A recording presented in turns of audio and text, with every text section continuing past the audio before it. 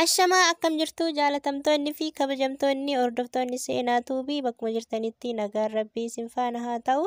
Ani seenaadhaa viidiyoo biraatiin walitti deebinee jirra. Viidiyoon adda qabadhee isinii deebi'ee wantoota garaagaraa irraa walitti sassaabadhee waan jiru hundaa isin biraan gahuun dhufe jechuudha. Keessattuu ijoolleen biyya Arabaatii keessa gara Itoophiyaatti deebitanii biyya alaatiitti deebi'uuf yaadda wantoota rakkoo garaagaraatu isinirra gahaa jira jechuudha. Hunda keessan osoo hin taane ijoolleen muraasni isaanii rakkoo isaan irra gahan keessan waan natti himaniif jechuudha.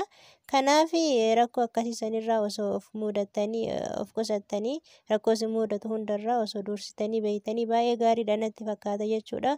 Innis maalidha? Ijoolleen keessattuu biyya Arabaatii galtan irra caalaan isaanii ijoolleen Beeruutii galtan taa'uun barbaadan jechuudha. Kamuu ijoolleen kamuu biyya Arabaatii yoo gale biyyuma Arabaatti deebi'uu barbaadan jechuudha. Kanaaf ammoo rakkoo garaagaraatu isinirra gahaa. Birrii dallaalan baay'ee isinirraa nyaataa jira jechuudha. Paaspoortii foorjiidii isin hojjechiisuudhaan jechuudha. Tikeetii foorjiidii isin hojjechiisuudhaan birrii baay'ee isinirraa nyaatee rakkoo akkanaa kana biyya keessatti uumamaa jira waan ta'eef sirriitti qorattanii yoo itti deemtanillee ta'e irra caalin ijoollee Beeruutirraa achumaan deeman jechuudha. Beeruutumaan Dubaay deeman jechuudha. Ijoolleen akkasitti immoo fedhii akkasii isaan qabaatanii mucayyoo wayiin jirti tanaan durallee isin biraan gahee jira jechuudha. Hin hojjettu waan kana ishiin Dubaay jirti. Dubaay ijoollee ofitti fidachaa jirti jechuudha. Beeruuti osoo hin galin jechuudha haala mijeessitee fi Beeruutumarraan Dubaay ka deeman hin jiran ijoolleen jechuudha osoo Itoophiyaatti hin galin. Kanaafuu ammoo ijoolleen Itoophiyaatti galtanii biyyoota garaagaraa deemaa jirtan dallaalan birrii baay'ee irraa nyaataa jira waan ta'eef ijoolleerraa akkuma duraanii sani wanti jijjiirame hin jiru birrii baay'eedha siruma.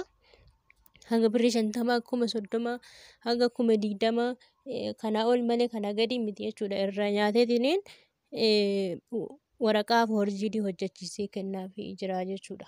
Ijoolleen sadii kana keessan nan gahan jechuudha. Kanaaf ammoo ani waan nagahe kana hunda isin biraan gaha jedhee viidiyoo tana qabadhee isinii deebi'ee jechuudha. Rakkoo isinirra gahu isinummaan dursitanii qorattanii osoo ittiin deemin dura hubattanii itti deemuu qabdan jechuudha. Biyya Arabaatti gubattanii dhuftanii birrii kana hundammootiyyu nama tokko tarakkabdanii wanta foorjiidii ta'e tokko fudhachuun baay'ee ulfaata jechuudha.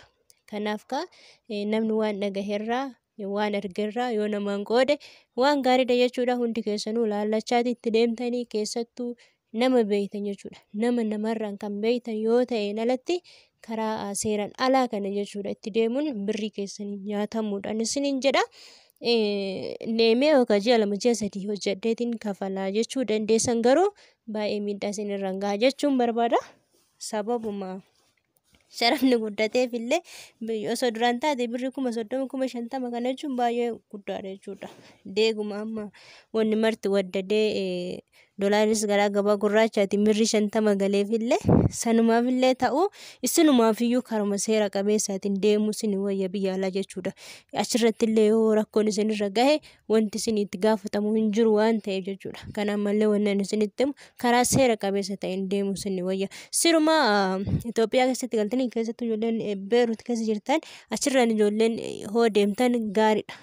Biyya keessatti galtanii ganaa hojii taatanii maal jettaniirra achumaan achitti osoo deemtanillee baay'ee gaariidhaan isiniin jedha. Viidiyoo tana qabadhee isinii deebi'ee har'a viidiyoo biraatiin immoo walitti deebinaa. Yaada qabdanii fi komii qabdannaa barreessaa isiniin jedhee jira. Rakkoon kan isinirra gahee wantoota garaagaraa mudannoo kan qabdanillee lakkoofsa asirra isinii kahaa isaan kana keessaatiin na dubbisuu hin dandeessan jechuudha. Ijoolleen rakkoon isinirra gahellee yoo jiraattan kara keessaatiin lakkoofsa asirra isinii kahaa koomentii duraarran isinii kahaa keessan na dubbisu.